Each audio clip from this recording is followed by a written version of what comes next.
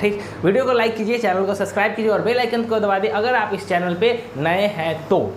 तब तक के लिए अगर आप नए नहीं हैं तो वीडियो को लाइक करें और कमेंट करें अगर कोई डाउट हो तब तक के लिए हम लोग स्टार्ट करते हैं ड्रीम वेलोसिटी। साफ साफ लिखा हुआ है ड्रीम वेलोसिटी होता क्या है। ठीक, the average velocity of all the free electrons between its conjugative collision after the application of electric field is known as dream velocity। कहीं पर ठीक एक अच्छे से एक मान लिए कंटेनर में बहुत सारा फ्री इलेक्ट्रॉन्स रखा हुआ है, उस कंटेनर में इस कंटेनर में इस कंटेनर में बहुत सारा फ्री इलेक्ट्रॉन्स रखा गया हुआ है। बात समझ में आया। और तब हम इस कंटेनर पे इस पे जो इलेक्ट्रॉन्स है इस पे हम इलेक्ट्रिक फील्ड अप्लाई करते हैं। ठीक, इलेक्ट्रिक फील्ड हम लोग अप्लाई करते हैं, तब क्या होता है यह मूव करना शुरू करता है, या फ्री इलेक्ट्रॉन्स क्या होता है मूव करना शुरू करता है, जिससे इनके बीच में कॉलिजन होता है। बात समझे, इनके बीच में कॉलिजन होता है तो जो कॉलिजन होगा तो जो इलेक्ट्रॉन्स का एवरेज वेलोसिटी होगा ना उसी को हम लोग ड्रीम वेलोसिटी कहेंगे। बात समझे। प्रोसेस क्या है, कंटेनर में फ्री इलेक्ट्रॉन्स रखे हुए हैं, इलेक्ट्रिक फील्ड अप्लाई कर रहे हैं, इलेक्ट्रिक फील्ड अप्लाई करने के बाद इलेक्ट्रॉन्स मूव करेंगे और एक दूसरे से के साथ कोलिजन करेंगे। कोलिजन करने के बाद जो कोलिजन करते समय का जो एवरेज वेलोसिटी होगा उसी को ड्रीम वेलोसिटी कहेंगे हम लोग। बात समझे। The average velocity of all the free electrons between its conjugative collision after the application of electric field is known as drift velocity. बात समझ में आई। तो एग्जाम्पल में हम एक फिगर दिखाते हैं। मान लीजिए यहाँ पे एक क्या है, फ्री इलेक्ट्रॉन है, यह जाके यहाँ पे मूव इलेक्ट्रिक फील्ड अप्लाई करने के बाद पहले यहाँ गया, फिर यहाँ गया, फिर यहाँ पे आके इस इलेक्ट्रॉन सबसे टकराना शुरू कर रहा है। बात समझे, इस इलेक्ट्रॉन सबसे टकरा रहा है तो यह इलेक्ट्रॉन जो मूव कर रहा है ठीक, और यह कोलिजन कर रहा है एक दूसरे से, तो इस इलेक्ट्रॉन का या सभी इलेक्ट्रॉन का जो एवरेज वेलोसिटी होगा कोलिजन के दौरान उसी को हम लोग ड्रीम वेलोसिटी कहेंगे। बहुत ईजी था, बहुत सिंपल था। बात समझे। उसके बाद the magnitude of drift velocity is known as drift speed. जो मैग्नीट्यूड होगा ड्रिफ्ट वेलोसिटी का, जो मैग्नीट्यूड होगा उसी को हम लोग ड्रिफ्ट स्पीड भी कहेंगे। बात समझ आए। जो मैग्नीट्यूड होगा ड्रिफ्ट वेलोसिटी का उसको ड्रिफ्ट स्पीड भी कहेंगे हम लोग। ठीक, यहाँ तक आप लोग लिखिए, उसके बाद हम लोग आगे बढ़ते हैं। ठीक, अगर कोई डाउट नहीं समझ में आया हो तो पीछे वीडियो को रिवाइंड करिए और फिर से देखें, बात सारी समझ में आ जाएगी। लिख लिए आप लोग, स्क्रीनशॉट ले सकते हैं, लिख सकते हैं। बात समझ में, स्क्रीनशॉट लीजिए, लिख लीजिए, कोई प्रॉब्लम नहीं होगा। बात समझ में, स्क्रीनशॉट ले लीजिए, लिख लीजिए, प्रॉब्लम नहीं होगा। बात समझ में। चलिए स्क्रीनशॉट ले लीजिए, लिख लीजिए। तो अब हम लोग आते हैं ड्रीम वेलोसिटी में आगे बढ़ते हैं। ठीक, अब हम लोग आगे बढ़ते हैं कहाँ पे, तो देखते हैं कि ड्रीम वेलोसिटी में एक रिलैक्सेशन टाइम नाम का चीज़ होता है कि जो इलेक्ट्रॉन के बीच में जो कोलिजन होगा, जो फिगर बनाए थे उसमें दो इलेक्ट्रॉन के बीच कोलिजन का वक्त होता है, उसी को हम लोग रिलैक्सेशन टाइम कहते हैं। तो क्या लिखा हुआ है, the average time internal between conjugative collision of all the free electrons is known age relaxation time. Sorry, क्या कह रहा है कि जो एवरेज टाइम होगा दो इलेक्ट्रॉन के कॉलिजन का, या एवरेज पूरे इलेक्ट्रॉन के कॉलिजन का जो एवरेज टाइम होगा ना, जो रिलैक्स करने बीच में जो गैप टाइम का जो बनेगा उसी को हम लोग कहेंगे रिलैक्सेशन टाइम। साफ साफ लिखा हुआ है, the average time interval between conjugative collision of all the free electron. जो एवरेज टाइम इंटरवल होगा जितने भी सारे इलेक्ट्रॉन होते हैं उनके कोलिजन के बीच का is known as the relaxation time. उसी को हम लोग रिलैक्सेशन टाइम कहते हैं। ठीक, नाम से ही पता चलता है। ठीक, नाम से ही पता चलता है कि रिलैक्सेशन टाइम, रिलैक्स। ठीक, दो बॉडी के बीच में जब तक कुछ झगड़ा लड़ाई नहीं होने के बीच में रिलैक्स है, जो टाइम बच रहा है उसी को रिलैक्सेशन टाइम कहेंगे और उसको टाउ से डिनोट करते हैं। ठीक, उसको हम टाउ से डिनोट करते हैं। यहाँ पे लिखा हुआ है, इसको हम टाउ कहते हैं। ठीक, ये जो है इसको टाउ कहते हैं। टाउ वो देहात मतलब अथी नहीं बोलते हैं दूसरे भाषा में, टाउ टाउ दादाजी को या किसी को ताऊ बोलते हैं। हमको कुछ आइडिया नहीं इस बारे में, बट ताऊ बोलते हैं उसको, इस चीज़ को हम लोग रिलैक्सेशन टाइम को ताऊ बोलते हैं। ठीक, उसके बाद हम लोग आगे बढ़ते हैं कि ड्रीम वेलोसिटी होता है उसके डेरिवेशन पे। ठीक, ड्रीम वेलोसिटी के डेरिवेशन पे हम लोग आगे बढ़ते हैं। तो पहले हम लोग क्या करेंगे, कोलिजन जो मूवमेंट होगा इलेक्ट्रॉन के बीच में, ये मान लीजिए इस ब्लॉक में दो इलेक्ट्रॉन है तो इनके बीच में जो भी मूवमेंट होगा तो पहले तो ये वेलोसिटी ये यहाँ से मूव करेगा, ये यहाँ से इलेक्ट्रॉन यहाँ पे मूव करेगा, कहीं पे भी मूव किया, इधर मूव किया, इधर मूव किया, कहीं पे भी मूव किया, तो ठीक। ये क्या होगा कि मूव करने के लिए इनिशियल वेलोसिटी क्या होगा, एवरेज इनिशियल वेलोसिटी 0 होगा, ठीक। और जो एवरेज वेलोसिटी होगा वो vd होगा, ठीक। और एक्सेलरेशन क्या होगा इस किसी भी इलेक्ट्रॉन का, तो एक्सेलरेशन हो जाएगा average acceleration force, average force by mass, average force by mass. अब देखिए एक बात बताइए, हम सब जगह एवरेज का चर्चा कर रहे हैं, एवरेज एवरेज एवरेज, हम डायरेक्ट क्यों नहीं बोल सकते कि इनिशियल वेलोसिटी या ड्रिफ्ट वेलोसिटी या फोर्स, हम एवरेज फोर्स क्यों बोल रहे हैं? तो ये इसलिए बोल रहे हैं कि जो इलेक्ट्रॉन है वो अकेला तो मूव नहीं कर रहा है, सब इलेक्ट्रॉन अलग अलग मूव कर रहे हैं, ठीक। सब इलेक्ट्रॉन अलग अलग मूव कर रहे हैं, तो सब का हम बारी बारी पता नहीं कर सकते हैं, ठीक। बारी बारी पता करेंगे बहुत टाइम चला जाएगा, इसीलिए हम लोग क्या करते हैं, सब का एवरेज, सबका जो मूवमेंट का एवरेज निकालते हैं, सबके एवरेज निकालते हैं। बात समझ में आए? सबका एवरेज निकालते हैं। तो फोर्स एक्सेलरेशन एवरेज क्या हो जाएगा, फोर्स एवरेज बाई m। तो फोर्स क्या हो जाएगा, फोर्स आपका एवरेज क्या हो जाएगा, minus electron into time by mass. जो इलेक्ट्रॉन होगा और टाइम होगा, रिलैक्सेशन टाइम, उसी को हम बाई मास, बाई जो m क्या है, मास ऑफ इलेक्ट्रॉन, तो फोर्स हो जाएगा minus E tau, E electron into tau by ev। तो एक इक्वेशन है, मतलब मोशन इन स्ट्रेट लाइन में, वो ये है v average equal to u average plus average acceleration into t average, v equals to u plus at, वो वाला फार्मूला। तो इसमें u इनिशियल वेलोसिटी हम लोग को पता है 0 है, ठीक। इनिशियल वेलोसिटी हम लोग को पता है 0 है, और उसके बाद एवरेज हमको पता, एक्सेलरेशन हमको पता है कि इतना है, ठीक। एक्सेलरेशन हमको पता है कि इतना है, ये एक्सेलरेशन हमको पता है। और टाउ, टाइम क्या होता है, टाउ टाइम क्या होता है, टी एवरेज, टाउ हमको यहाँ पे टाउ भी पता है, ये हमको टाउ भी पता है, ये हमको एक्सेलरेशन भी पता है, ये भी वेलोसिटी भी पता है, और ये इनिशियल वेलोसिटी भी पता है। तो इसको पुट करने के बाद जो एवरेज वेलोसिटी आएगा वो हम लोग निकाल सकते हैं। तो क्या आएगा, उससे पहले बताने से पहले आप लोग ये वाला लिख लीजिए, रिलैक्सेशन टाइम का डेफिनेशन लिख लीजिए, ठीक। हम हट जाते हैं, आप लोग उसको हम मिटाएंगे, इसीलिए आप लोग उसको लिख लीजिए पहले, बात समझ आएंगे। तब तक हम फिर से एक्सप्लेन करते हैं इस चीज़ को, तब तक आप उसको लिखिए। देखिए इनिशियल एवरेज वेलोसिटी हम लोग को दिया हुआ है, वेलोसिटी एवरेज दिया हुआ है vd, एक्सेलरेशन दिया हुआ है हम लोग को, v equals to u plus at वाला फार्मूला पे पुट करेंगे, पटक देंगे उसको, और ये हमको पता है सबको पुट करेंगे 0, ये वाला पुट करेंगे, और टाइम हमको एवरेज दिया हुआ है टाउ, तो पुट करने के बाद इतना आता है, ठीक। तो लिख लीजिए आप लोग ये लिख लिए, स्क्रीनशॉट ले लीजिए, कोई दिक्कत नहीं है। तो इसको हम मिटाते हैं, उसके बाद लिखते हैं उस इक्वेशन को अच्छे से।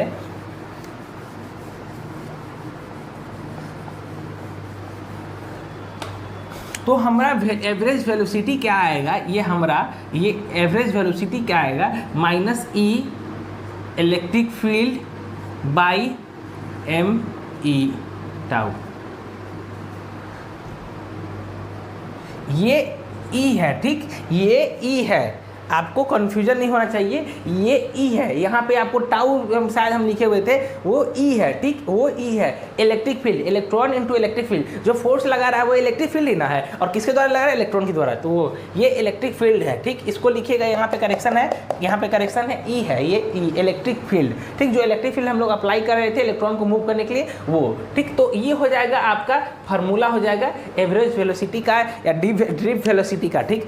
आपको ड्रिफ्ट वेलोसिटी का आपको फार्मूला निकल आ जाएगा, ठीक। ये ड्रिफ्ट वेलोसिटी का फार्मूला है, बात समझ आई। इसको आप लोग छापिए, उसके बाद हम समझाते हैं कि इसमें हर चीज़ का क्या मतलब है। ऐसे ये रिलैक्सेशन टाइम हो गया, ये इलेक्ट्रिक फील्ड हो गया, ये मास ऑफ इलेक्ट्रॉन हो गया, ये इलेक्ट्रॉन हो गया, ये सबको हम सब चीज़ के बारे में लिखवाएंगे। तब तक आप इसको छापिए।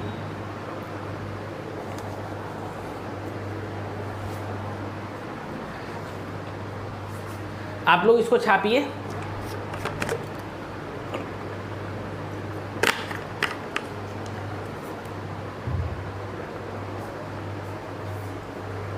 छाप लिए आप लोग। तो जैसा कि हम लोग अभी ड्रिफ्ट वेलोसिटी का फार्मूला डेराइव किए थे, तो उसके अनुसार से उसमें कुछ जो टर्म थे उसको हम समझा देते कि वो टर्म क्या क्या थे। तो ठीक, पहला ये ड्रिफ्ट वेलोसिटी का formula minus E tau electric field mass of electron. उसकी तरह जो वेक्टर का साइन हम लोग हटा देंगे और निगेटिव साइन हट जाएगा तो ई टाउ ई एम ई हो जाएगा। ये क्या होगा, ड्रिफ्ट स्पीड हो जाएगा। तो देखिए यहाँ पे लिखा हुआ है ये ड्रिफ्ट स्पीड वेलोसिटी है, ये ड्रिफ्ट स्पीड है, और ई क्या है 1.6 × 10⁻19 कूलम, टाउ क्या है रिलैक्सेशन टाइम, ई क्या है इलेक्ट्रिक फील्ड, और एम ई क्या है मास ऑफ इलेक्ट्रॉन। तो बस ये आपको जो टर्म थे उसमें जो अननोन टर्म थे उसको हम समझाए हैं कि ये क्या होता है। आप लोग इसको लिख लीजिए, एग्जाम में काम आएगा, या फार्मूला देख के आप लोग समझ सकते हैं कि इसमें कौन सा टर्म क्या चीज़ है, कौन सा क्वांटिटी क्या चीज़ है, ठीक। और बात इसमें ये समझिए वी डी इक्वल क्या है, वी डी जो ड्रिफ्ट वेलोसिटी है वो डायरेक्टली प्रोपोर्शनल होता है रिलैक्सेशन टाइम के। देखिए फार्मूला में जो वेलोसिटी है ड्रिफ्ट वेलोसिटी डायरेक्टली प्रोपोर्शनल है रिलैक्सेशन टाइम के, वी डी है वो क्या है डायरेक्टली प्रोपोर्शनल है इलेक्ट्रिक फील्ड के। बात है तो ड्रिफ्ट वेलोसिटी डायरेक्टली प्रोपोर्शनल होता है रिलैक्सेशन टाइम का, और इलेक्ट्रिक फील्ड का डायरेक्टली प्रोपोर्शनल होता है। पास में तो ये आप कुछ क्वांटिटीज है, ये आप लोग लिख लीजिए, ठीक, ये आप लोग लिख लीजिए। इसके बाद हम लोग पढ़ेंगे relation between drift velocity and current electric current density, ठीक। इसके बाद हम लोग पढ़ेंगे रिलेशन बिटवीन ड्रिफ्ट वेलोसिटी और इलेक्ट्रिक करंट डेंसिटी, ठीक। तब तक आप लोग ये लिखिए।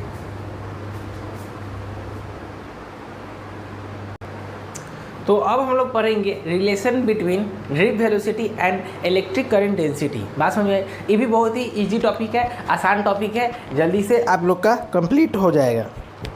सॉरी, चलिए।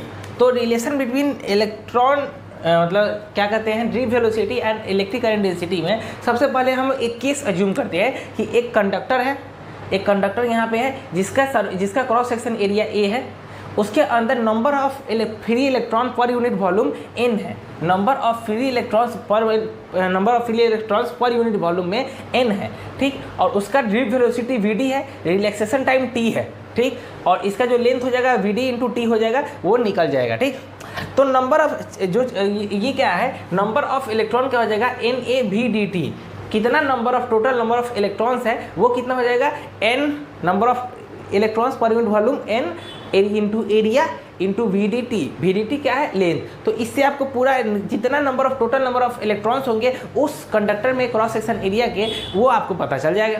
तो नंबर चार्ज कितना होगा, चार्ज होगा n into e, number of electrons कितना number of total number of electrons, और ये तो n का वैल्यू हम पुट करेंगे यहाँ से NaVdt, चार्ज इक्वल टू हो जाएगा NeAVdt, ये हो जाएगा एक चार्ज का फार्मूला हो गया कि इस कंडक्टर में इतना तो चार्ज होगा ही होगा, ठीक। उसके बाद हम लोग करंट निकालेंगे charge by time, charge by time current electricity में लास्ट लेक्चर में हम लोग किए थे चार्ज बाई टाइम। तो चार्ज कितना है NeAVdt, बात समझ में आई, NaAVdt है चार्ज, यहाँ पे से हम लोग उठा के यहाँ रखेंगे, बाई टी है टाइम, इसको काट देंगे, टाइम टी से टी काट देंगे, तो मेरा ये क्या हो जाएगा, सॉरी करंट कितना हो जाएगा I equal to NeAVdt, Ne number of electron, ये क्या है number of electrons, electron into area into VD, ये क्या है VD क्या है ड्रिफ्ट वेलोसिटी है। तो उसके बाद हम लोग यहाँ से ये निकाल सकते हैं आई करंट अपॉन एरिया हो जाएगा NeVD, ये क्या हो जाएगा करंट अपॉन एरिया का हो जाएगा NeVD हो जाएगा। बात समझिए, इससे हम लोग रिलेशन निकालेंगे, ये कि करंट अपॉन एरिया क्या होता है, करंट अपॉन एरिया हो जाता है जे, इलेक्ट्रिक करंट डेंसिटी, उसका क्या हो जाएगा, ये फार्मूला हो जाएगा NeVD हो जाएगा। बात समझ आए, NeVD आपका फार्मूला हो जाएगा। ये इलेक्ट्रिक करंट का हम अब क्या बता दिए आपको, इलेक्ट्रिक करंट डेंसिटी का फार्मूला बताएं किसके, इलेक्ट्रॉन के टर्म में और ड्रिफ्ट वेलोसिटी के टर्म में। ये क्या है ड्रिफ्ट वेलोसिटी यहाँ पे है, इलेक्ट्रिक करंट डेंसिटी, तो यह रिलेशन आपको निकल गया, ठीक, यह रिलेशन आपको निकल गया। आप VD भी निकालिएगा तो G अपॉन NE हो जाएगा, G अपॉन NE हो जाएगा, ये दूसरा रिलेशन आपका आ गया, ठीक। अगर आप J के टर्म में लिखे तो NeVD, या VD के टर्म में लिखे तो J अपॉन NE, ये हो जाएगा। बात समझ में आई। और अगर इसी को वेक्टर फॉर्म में लिखते हैं तो वेलोसिटी VD को क्या कीजिए, वेक्टर साइन लगाइए और -JNE लगा दीजिए, -JNE लगा दीजिए, बस साइन निगेटिव कर दीजिए, आपका काम हो जाएगा। बात समझ आई। और इसमें सब चीज़ नोन क्वांटिटी है, जैसे VD क्या है, ड्रिफ्ट वेलोसिटी, J क्या है, इलेक्ट्रिक करंट डेंसिटी, N क्या है, नंबर ऑफ इलेक्ट्रॉन्स, E क्या है, इलेक्ट्रॉन। तो ये आपका रिलेशन हो गया, ये आपका रिलेशन हो गया J और VD के टर्म में, या VD या J के टर्म में, और कुछ जो भी आपको लिखना, और ये वेक्टर फॉर्म हो गया। तो वेक्टर फॉर्म में हम लोग निगेटिव साइन लगा देते हैं। बात समझ में आई। वेक्टर फॉर्म में हम लोग निगेटिव साइन लगा देते हैं। तो इसको आप लोग लिखिए, कोई दिक्कत नहीं है, कोई हड़बड़ी नहीं है, आराम से लिखिए, मर्जी से लिखिए।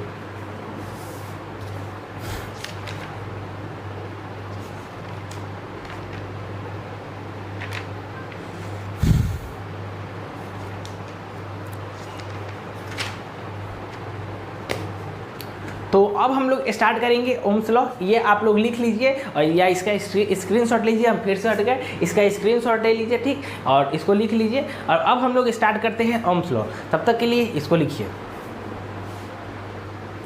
तो अब हम लोग शुरू करते हैं ओम्स लॉ। बात समझ में आई। अब हम लोग शुरू करते हैं ओम्स लॉ। बहुत ही सिंपल है, बहुत ही सिंपल ओम्स लॉ है। लेकिन पता नहीं अदर कोचिंग इंस्टीट्यूट या कोई दूसरे टीचर ओम्स लॉ को इतना भारी भरकम क्यों बना दिए है, जबकि ओम्स लॉ इतना आसान टॉपिक है, मत पूछिए, एक लाइन का चीज़ है। समझते हैं क्या है, ठीक, समझते क्या है।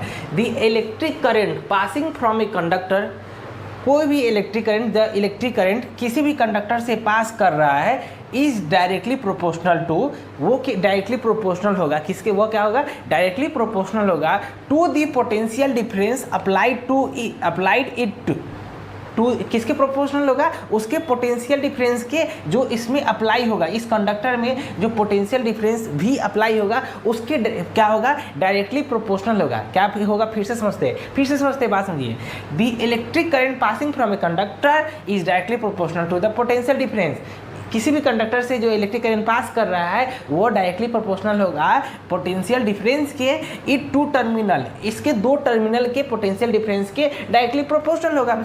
If temperature and other physical variable remain constant, जब जब टेम्परेचर और अदर फिजिकल वेरिएबल, कुछ भी हो सकता है, कोई भी फिजिकल कंडीशन हो सकता है जो कि कांस्टेंट रहे, बदल नहीं रहा हो, तो उस चीज़ को, इस कंडीशन को हम लोग ओम्स लॉ कहेंगे, इस लॉ को हम लोग ओम्स लॉ कहेंगे। क्या होता है फिर से समझते हैं, पूरा एक बारीकी से समझते हैं कि जो इलेक्ट्रिक करंट होगा किसी भी कंडक्टर से पास हो रहा होगा वो डायरेक्टली प्रोपोर्शनल होगा उस कंडक्टर के दोनों टर्मिनल के पोटेंशियल डिफरेंस पे। बात समझाए, उस डायरेक्टली प्रोपोर्शनल होगा किसी भी कंडक्टर के दो टर्मिनल के बीच के पोटेंशियल डिफरेंस के, ठीक। जब टेम्परेचर और अदर फिजिकल क्वांटिटी जो भी हो वो कांस्टेंट हो तब। तो इसको हम लोग न्यूमेरिकल या वेरिएबल टर्म में समझते कैसे है, तो क्या कह रहा है, इलेक्ट्रिक करंट डायरेक्टली प्रोपोर्शनल होता है पोटेंशियल डिफरेंस भी के। तो हम लिखे हैं इलेक्ट्रिक करंट डायरेक्टली प्रोपोर्शनल होता है पोटेंशियल डिफरेंस भी के, जो कि डिफिनीशन में लिखा है हम उसको वही लिख रहे हैं। तो इस प्रोपोर्शनैलिटी साइन को हटाने के लिए हम 1/r इसमें मल्टीप्लाई कर दिए, तो तब क्या हो गया, ये हो गया I = V/R हो गया, I = V/R हो गया। तब हम लोग क्या करते हैं, V = IR लिखते हैं। इसी इक्वेशन को V = IR को, इस इक्वेशन V = IR को हम लोग ओम्स लॉ कहते हैं। बात समझ में आई। इस इक्वेशन V = IR को हम लोग ओम्स लॉ कहते हैं। बात समझ में आई। तो ओम्स लॉ क्या हुआ, पता चला ओम्स लॉ क्या है, समझ में आया कि इलेक्ट्रिक करंट डायरेक्टली प्रोपोर्शनल होता है पोटेंशियल डिफरेंस के किसी भी कंडक्टर के टू टर्मिनल के, ठीक। जो कब, जब टेम्परेचर और अदर फिजिकल क्वांटिटी कांस्टेंट रहे, नॉर्मल रहे, तब। बात समझ में आए। तो V = IR जो इक्वेशन है V = IR, इसमें V क्या है, V है पोटेंशियल डिफरेंस, I क्या है करंट, R क्या है रेजिस्टेंस, R क्या है प्रोपोर्शनैलिटी कांस्टेंट है जिसको हम लोग रेजिस्टेंस के नाम से जानते हैं, क्योंकि कोई भी कंडक्टर है वो रेजिस्टेंस फ्री नहीं हो सकता है, कुछ ना कुछ उसके पास रेजिस्टेंस होगा। तो R क्या है, यहाँ पे एक प्रोपोर्शनैलिटी कांस्टेंट है जिसको हम लोग क्या कहते हैं, रेजिस्टेंस कहते हैं। और ये जो R है वो इंडिपेंडेंट होगा, जो इंडिपेंडेंट इंडिपेंडेंट होगा किससे, V और I से। इलेक्ट्रिक करंट और पोटेंशियल डिफरेंस से इंडिपेंडेंट होगा, उसको मतलब नहीं है करंट से और पोटेंशियल डिफरेंस कितना है, ये बात से उसको मतलब नहीं है। किसी भी हर कंडक्टर का अलग अलग रेजिस्टेंस होता है, वो इसीलिए उसको एक प्रोपोर्शनलिटी कांस्टेंट बोला जाता है। वो हर मटेरियल के लिए अलग अलग होता है और कांस्टेंट वैल्यू होता है। बात समझ आई? तो यही रहा आपका ओम्स लॉ। इलेक्ट्रिक करंट जो कि डायरेक्टली प्रोपोर्शनल है पोटेंशियल डिफरेंस के। बात समझ आई? बहुत ईजी था, बहुत ईजी था। जो फिर नहीं समझ में आया, इतना मस्त अच्छा से समझाया, फिर से वीडियो को रिवाइंड कीजिए, आपको पूरा बात समझ में आएगा, क्लियर हो जाएगा। और इस चीज़ को आप लोग लिखिए, इस चीज़ को आप लोग लिखिए, एग्जाम में बहुत काम आएगा, एग्जाम में आपको यह बहुत काम आएगा। इतना लिख के चले आओ पूरा मार्क्स मिलेगा। बात समझे? इतना ही लिख के चले आओ पूरा मार्क्स मिलेगा। लिखो, इसको लिखो, बढ़िया से लिखो।